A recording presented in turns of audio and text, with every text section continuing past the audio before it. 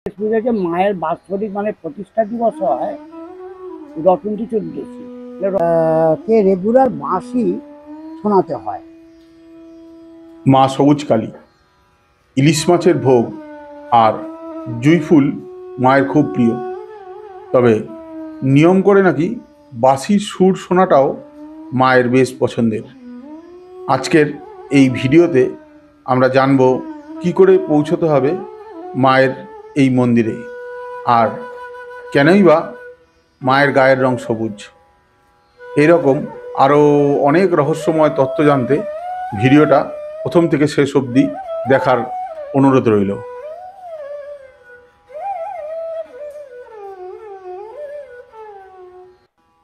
তারাপীঠ ভৈরব, বামদেব।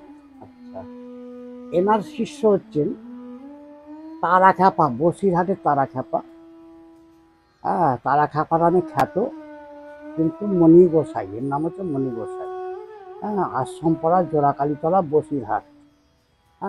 ইনি একই ফটো, বামা খ্যাপার শিষ্য। আর এনার শিষ্য হচ্ছেন স্বামী ভোদানন্দ পুরী, ইনি। আর এনার শিষ্য এই যে আমি আছি, ঠিক আছে। আর যিনি মাকে প্রতিষ্ঠা করেছেন তিনি আমার পিতৃদেব, আমার বাবা, আমার মহাগুরু ইনি। এনার সাধনার বলে কৃষ্ণ কালী উভয়ে যে আদেশ করেছিলেন, যে আদেশ দিয়েছিলেন, সেই আদেশ অনুযায়ী মাকে স্থাপন করা হয়েছে সেই বর্ণে বা সেই নিয়মে। আর সেটা হচ্ছে ওই রটন্তী চতুর্দশীতে, রটন্তী চতুর্দশী তিথিতে। সেই থেকেই মায়ের পূজা হয়ে আসছে। আজ ৭৩তম মায়ের স্খলন মূর্তি প্রতিষ্ঠা হয়েছে। তার আগে থেকে বাবার সাধনা, শ্মশানে চারিদিকে ঘোরাঘুরি করতেন, লুকিয়ে শ্মশান সাধন করতেন, বাড়িতে করতেন। তারপরে মায়ের আদেশে আর কৃষ্ণর আদেশে মাকে দর্শন পায়। দর্শন পাওয়ার পর থেকে যে মানে আদেশ পেয়েছেন, সেই আদেশে মাকে প্রতিষ্ঠা করা হয়েছে। সেই প্রতিষ্ঠিত মা আজ পর্যন্ত পূজা হয়ে আসছে। আর রেগুলার বিশেষত্ব আছে কি, মায়ের কে রেগুলার বাঁশি শোনাতে হয়। বাঁশি বাজানো, তখন বাবা বাঁশি বাজাতেন, বাবা বাঁশি বাজাতে পারতেন, জানতেন, আগে থেকেই জানতেন। হয়তো আগে থেকে কেন জানতেন, হয়তো ওনাদের ইচ্ছাতেই জানতেন। তারপরে আমি বাঁশি শিখি, বাবার প্রেরণায়, বাবার এসে আমি বাঁশি শিখি, বাঁশি আমি বাজাতাম। এখন আমার ছেলে এবং সবাই থেকে একটু উচ্চস্তরের বাঁশি বাজায়, এবং হরিপদ চৌরসিয়া ছাত্র এখন বর্তমান, দেবজ্যোতি অধিকারী, উনি বাঁশি বাজায়। বাঁশি তো মানে এখানে রেয়াজ করে ২.৫ ঘন্টা ৩ ঘন্টা রেয়াজ হয়। ও তো হচ্ছে যে ক্লাসিক্যাল বাজায়, ক্লাসিক্যাল কিছু, কেন হরিপদ চৌরসিয়ার ছাত্র যে হতো ক্লাসিক্যাল ব্যাপার এই হয়ে আসছে ওখান পূজা পাঠ। আর মায়ের প্রিয় জিনিস হচ্ছে ইলিশ মাছ আর জুঁই ফুল। বিশেষ বিশেষ সময় ইলিশ মাছ পাওয়া যাবে, এখন ইলিশ মাছ সিজন আসছে, মাঝে মাঝে মাকে ইলিশ মাছ দেওয়া হয়। জুঁই ফুলের সিজন, মাকে ঝুঁয়ে মালা পরানো হয়। এবং শুধু তাই নয়, মা জুঁই ফুল প্রিয় বলে জুঁই ফুলের গাছও করা হচ্ছে। লেবুরের আগ্রহ করে ফুল তুলে মাকে দেওয়া হয়। একটু পরে ফুল তুলব, ফুটে গেছে, মাকে দেওয়া হবে, মায়ের শীতল আনতে হবে। এইভাবেই মায়ের পূজা আর ৭৪ বছর ধরে হয়ে আসছে মায়ের স্মরণ মূর্তিতে। আর তার আগে তো মায়ের ঘট স্থাপনা করে পূজা করেছেন, যন্ত্র ঘট স্থাপনা করে বাবা লুকিয়ে। কেন আমরা বৈষ্ণব পরিবার, ওটা আমাদের বৈষ্ণব পাড়া।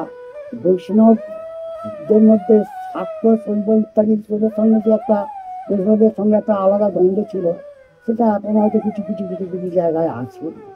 তা সেই সময় বিশালভাবে প্রায় ছিল যে বৈষ্ণব বাড়িতে কালী পুজো কী করে হয়, এই নিয়ে একটা অনেক কিছু দ্বিধা ঘটে।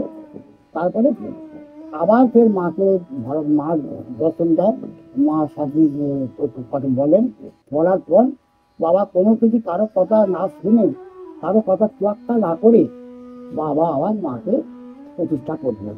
এবং এই বর্ণ এই অবস্থাতেই মাকে দর্শন করেছিলেন। কালী আর কৃষ্ণ দুজনে এক হয়ে যাচ্ছে, সেই রূপটা দেখেছে বলে দেখো আমরা পৃথক নয়, আমরা এক, দুজনেই এক। হ্যাঁ, অতএব তুমি আমাকে প্রতিষ্ঠা করো, এই রূপে আমি তোমার হাতে পূজা নেব। এইটুকুই বললাম। এর আরো বিস্তারিত আরো কিছু কিছু রহস্য আছে, সেগুলো ইয়েতে দেখতে পাবেন, সেগুলো শুনে নেবেন। ছেলে বলেছে ভালোভাবে। আর তারপরে ইউটিউব মাতা তো আরো সুন্দরভাবে বলেছেন, বিভিন্ন চ্যানেল আছে। হ্যাঁ, আজকেই একটা ইউটিউবে না করতে বোধ হয় প্রচার হয়েছে। হ্যাঁ, প্রচার করেছে, ওরা নিজেরাই করেছে। যেটু বলছি, এখানে কি মানে পুজোর কোনো টাইমিং কিরূপ ব্যাপার? না, পূজার টাইম বলতে কি সকালবেলা ওই 10টা, 10:30, 11টার সময় মায়ের নিত্য পূজা। আচ্ছা হ্যাঁ, মায়ের নিত্য পূজা হয় সকালবেলা, মায়ের মন্দির খোলা হয়। আচ্ছা হ্যাঁ, মঙ্গলাচরণ থেকে যেভাবে যেটা নিয়ম সেইভাবে নিয়মে মাকে করা হয়। তারপরে পূজা পরিষ্কার করে তারপরে মায়ের পূজার আয়োজন করা হয়। হ্যাঁ, তারপরে মায়ের পূজার 10টা, 10:30, 11টা থেকে পুজো শুরু হয়ে যায়। তা ভক্তবৃন্দরা আসে, যারা পুজো দিতে আসে, তাদের নামে সব পুজো মায়ের কাছে উৎসর্গ করে পুজো দেওয়া হয়। হ্যাঁ, তারপরে সন্ধ্যেবেলা আবার সন্ধ্যা শীতল দেওয়া হয়, আলোচনা হয়। আর বিকেলবেলা সারাদিনই মন্দির খোলা থাকে। যদি পুজো দিতে আসতে হয় তাহলে কিন্তু ওই সকাল 11টা, 12টার মধ্যে আসবেন, পুজোটা দেওয়া ভালো হবে। আর দুপুরবেলা আসলেও অসুবিধা কিছু, মাকে দর্শন করা যাবে, সব কিছু করা যাবে, পুজোটা হয়তো দেওয়া যাবে না। আর সন্ধ্যের সময় এখন যেমন আপনারা এলেন, এই সময় আসলে মায়ের পুজো দেওয়া যেতে পারে ইত্যাদি, এইভাবে চলে আসছে। আচ্ছা যেটু আর একটা কথা বলছি, এই যে মায়ের মন্দিরে এখানে আসার জন্য যে রাস্তাটা, সেটা একটু আপনি তো সহজভাবে বলতে পারবেন, আমরা তো সেভাবে বলতে পারবো না। আচ্ছা, আমি বলে দিচ্ছি। যদি ট্রেন পথে আসা হয়, হাওড়া থেকে তারকেশ্বর যাওয়ার গাড়ি নালিপুরে নামতে হবে। নালিপুরে 3 নম্বর প্ল্যাটফর্মে নেমে একটু টপকে এসেই অটো স্ট্যান্ড পাওয়া যাবে। অটো চেপেই বলতে হবে সবুজকালীর মন্দির, নারকলতলা স্টপেজ, সবুজকালীর মন্দিরে যাবো বললেই ওরা ওখান থেকে নিয়ে চলে আসবে, এবং 10 মিনিট 15 মিনিট টাইম লাগবে। আচ্ছা, এই জায়গাটার নাম আসল কি? জায়গাটার নাম হচ্ছে শ্রীপতিপুর পশ্চিম। বলিভাবে শ্রীপতিপুর নারকলতলা যাবো, মায়ের সবুজকালী মায়ের মন্দিরে যাবো। আমরা বলেছি কিন্তু অনেকেই বুঝতে পারছে না সবুজকালী মায়ের মন্দির। হ্যাঁ, অনেকে বলে কোথায় বলা আছে যাই না। তারপরে এখানে আমাদের ইয়াতে ম্যাপ করা আছে, ম্যাপ ফলো করলে বেরিয়ে চলে আসতে পারবো, সেটা কোনো অসুবিধা নেই। আর ওখানে যে কোনো সবাই চেনে এখানে। আচ্ছা, অ্যাড্রেসটা যে ধরুন কেউ গুগলে দেওয়া আছে, তাহলে অ্যাড্রেসটা একটু যদি বলে দেন তাহলে আরো ভালো। অ্যাড্রেস বলতে কি, মানে বাড়ির এই যে মায়ের মন্দিরের ঠিকানা যেটা থাকে, একটা রেজিস্টার নাম্বার থাকে, সেই নাম্বারটা বলছি। যেটা বলছি যে মায়ের এখানকার রেজিস্ট্রেশন নাম্বার বলতে কি অন্যরকম কিছু নেই। না, বাড়ির রেজিস্ট্রেশন নাম্বার। বাড়ির বলতে রেজিস্ট্রেশন নাম্বার, যে বাড়ির নাম্বারটা কত। এখন নাম্বার প্লেটটা উঠে গেছে, নতুন করে সব পাল্টেছে, এখন নতুন কোনো প্লেট দেয়নি। ও আচ্ছা, তো পঞ্চায়েত এলাকা, এদের তো কাজ অনেক ঢিলামি হয়। এরা তো মিউনিসিপালিটি এরিয়া নয়, বাড়ির নাম্বার একদম সঙ্গে সঙ্গে করে দেবে। এরকম একটা পরিস্থিতি আছে। আগের নাম্বার ছিল, নাম্বারটা আমার মনে নেই, সে প্লেট উঠে গেছে, দীর্ঘদিন আর নাম্বার ফামি তিনি পাইনি। এটা শ্রীপতিপুর ইদুপুর অঞ্চল, হ্যাঁ, হরিপাল থানা অন্তর্গত। হ্যাঁ, হুগলি জেলা। আচ্ছা, এই যে রাস্তাটা, এই রাস্তাটার নাম কি যেন? এটা হচ্ছে শিয়াখালা নালিকুল রাস্তা। শিয়াখালা নালিকুল রাস্তা। আচ্ছা, ঠিক আছে। তাহলে এখন আমরা এই আরতি দেখতে পাবো? আরতি বলতে কি এখন তোর অপেক্ষা করতে হবে। কতক্ষণ? মোটামুটি 9টা। অনেকক্ষণ, কারণ আমি তো বারবার বসবো না। হ্যাঁ, একবারে মায়ের শীতল আরতি দিয়ে তার মধ্যে থেকে যারা আসবে তাদের জন্য আমাকে অপেক্ষা করতে হয়। আমি শীতল আরতি দিয়ে আমি বসবো না। হ্যাঁ, মাকে স্মরণ দেবো আমি, তারপরে আলাদাভাবে বসলাম, যারা ভক্ত আসে তাদের সঙ্গে একটু ধর্ম আলোচনা হয়, এইটুকু। এছাড়া তো আর আমি ওই অপেক্ষা করে মাকে সেভাবে করতে পারি। একটা খুব নিয়ম এ করে মায়ের সেই এটা করা। আচ্ছা আচ্ছা। হ্যাঁ, অনিয়ম করে কোনো কিছু হবে না। হ্যাঁ, কোনো রকমের মানে কেউ এসেছে মায়ের ভক্ত, হ্যাঁ 10 টাকা 20 টাকা কেউ হয়তো দক্ষিণে বেশি দিয়েছে, তার জন্য আমি আলাদাভাবে স্পেশাল ভাবে কোনো কিছু করবো, এটা নয়। এটা সকল কে দিচ্ছে না দিচ্ছে, আচ্ছা আচ্ছা। হ্যাঁ, কেউ দিতে পারে নাও পারে, সেটা মাকে দেবে, দেবতাকে দেবে, ঈশ্বরকে দেবে। দানের থেকে বড় জিনিস আর কিছু নেই। হ্যাঁ আর কি বলবো? দিতে পারার থেকে তো সব থেকে এর ভালো জিনিস আর কিছু নেই। অনেকে তো দিতে পারে না, হ্যাঁ যদি কেউ দিতে পারে এর থেকে আর ভালো আর কি হতে পারে। হ্যাঁ। আচ্ছা দেখুন, আপনার কি নাম? আমার নাম হচ্ছে শিবানন্দপুরী, পণ্ডিত শিবানন্দপুরী, এটাই খ্যাত, সবাই চেনে। হ্যাঁ, ওই নামটা বললেই অনেকে হয়তো চিনে যায়। আমার ছেলের নাম দেবজ্যোতি অধিকারী, এটা বললে তো আরো সুন্দরভাবে বুঝে যাবে। এখনকার জেনারেশন থেকে আরম্ভ করে সমস্ত মানুষ একটু অন্য জগতের সঙ্গে একটু বিলাপ করে, বিচরণ করে, ওকে পরিচিতটা আরো বেশি হয়ে যাবে। সবাই চেনে ফেলবে, মানে একদম বাচ্চা থেকে আরম্ভ করে বয়স্ক লোকেরা পড়বে। আচ্ছা। বিশেষ পুজো কি হয়?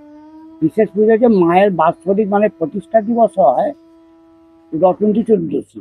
রটন্তী কালী পূজা বলে পঞ্জিকাতে বা ক্যালেন্ডারেতে লেখাই আছে। হ্যাঁ, ওই দিনকেই মা প্রতিষ্ঠা হয়েছিল, হ্যাঁ, রটন্তী চতুর্দশীতে। আর সেই রটন্তী চতুর্দশী থেকে পুজোটা হয় বিশেষ পূজা, এবং বহু লোকের সমাগম হয়। এখানে বহু রকমের সব অনুষ্ঠান হয়, সাংস্কৃতিক অনুষ্ঠান হয়, এবং এখানে ভোগ বিতরণ হয়। দূর দূর থেকে মানে দেশ বিদেশ থেকে এবং গ্রামের সমস্ত মানুষ সবাই আসে, মায়ের পূজা যায়, মাকে দর্শন করে এবং ভোগ সেবা করে। পূজা মায়ের মানে কি বলবো, খুব আনন্দ পায় সকলে। ঠিক আছে জেঠু, তাহলে আজকে আসি। হ্যাঁ, এসো বাবা, খুব সাবধানে থেকো, ভালো থাকো। মায়ের আশীর্বাদ তোমাদের উপরে বর্ষিত হোক। মা সর্বাঙ্গী কুশলে রাখুক তোমাদের সব পরিবারে। তোমাকে আর কি বলবো, তোমাদের যে যা কাজ করছো, যে যা কর্ম করছো, সেই কর্মের জন্য সফলতা লাভ হয়। আর এটুকুই মায়ের কাছে আমার প্রার্থনা। সবাই ভালো থাকো বাবা। জয় মা। জয় মা, জয় তারা, জয় জয়। তারা।